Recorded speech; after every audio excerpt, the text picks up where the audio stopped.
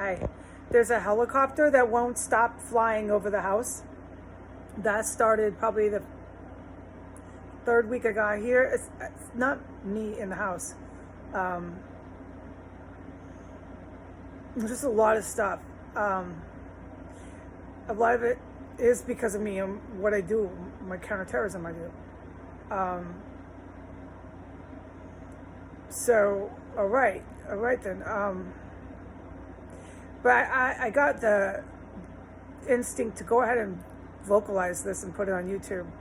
Because, I mean, that alone, having a helicopter fly low, not so low that it's like you can feel the vibrations, but you can hear that. It bothers anybody, okay?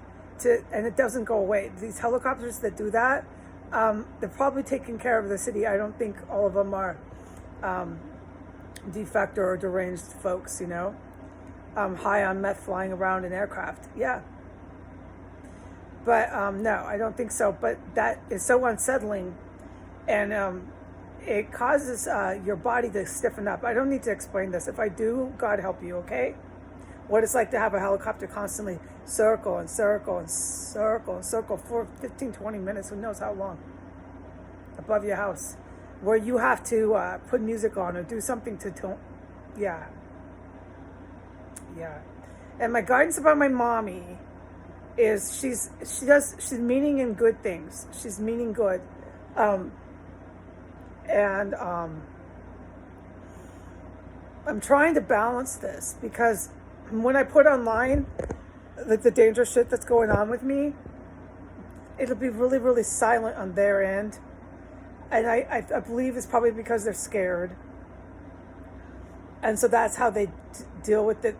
They don't exactly do it like Martha Stewart or traditional normal family would do, where they call and say, what the fuck is going on? Are you okay? That'll never happen for me. Okay? It doesn't mean my mom doesn't love me.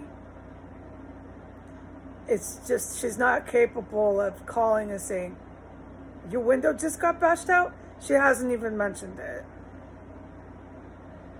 It's like it didn't happen. Okay, but it's not because she's an evil woman. No, she really loves me. She sent me a really sweet birthday present. She loves me. This is you guys got to take a Psych 101 class. This is how she copes with it. Okay?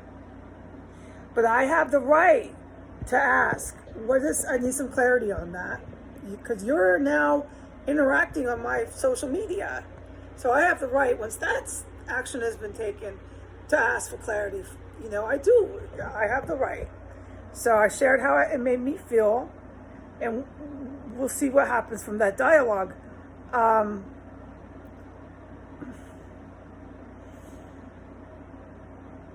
As a woman with 13 years sobriety and a college degree, I should not be living in this kind of poverty with fucking terrorists in the house. These two people are classified as being involved with all kinds of the wrong folks, all right?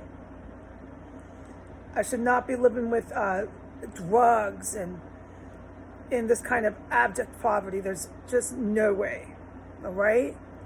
I should not be dependent on any sort of family. No, as pretty as I am, as smart as I am, as sober as I fucking am. That alone. And educated dude. I mean, yeah, that's when I knew, oh shit, we're dealing with a white power uprising. Yeah, and they mean business. They mean fucking business. So I gotta balance my relationship with my mom. Because her coping mechanisms, she loves me. I know she loves me. But her coping mechanisms are to either say, I'm crazy, and that's why this isn't happening, or it's just not happening. Nobody threw a rock in. I'm not going to mention it. I'm not going to even ask if she's okay or how she feels. So I got to balance that because, yeah, I kind of do build a resentment. And you learn that in AA. I learned a lot in AA. I don't want to hold resentment towards my mom about that. But you can't help but kind of be like, God, thanks, man. Why are you on my Facebook, Mom? But listen, I know my mom really well. I love my mom. I'm not going to mention the rock in my window. I'm not going to mention the neighbors and the drugs or anything because it scares her too much. And having an adult conversation about that when she's gripped with fear just won't happen. So don't bring it up. And that's what I mean by balancing my relationship with her. I want her to nestle into her new home. I want her to be safe. I want her to be happy. I want to be employed so I don't have to be dependent on any family. Okay? Like I worked for her. And I would like to have friends so I can have awesome dinner parties. And of course, a really pretty, self-respecting, wonderful woman like me should probably have a boyfriend.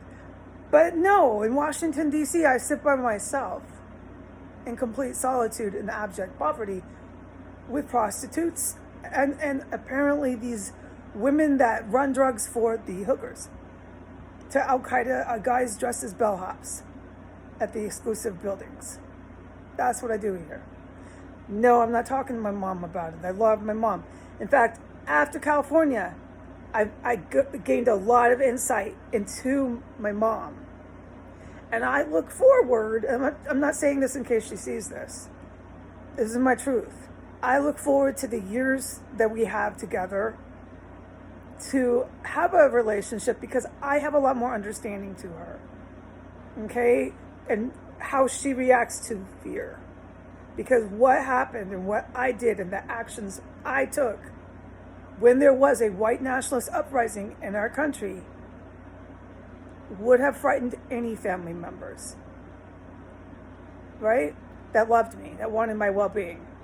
And my mom, I learned a lot about how she reacted to that. She made some mistakes and I forgive her. She has more understanding now, I believe, into what's really going on.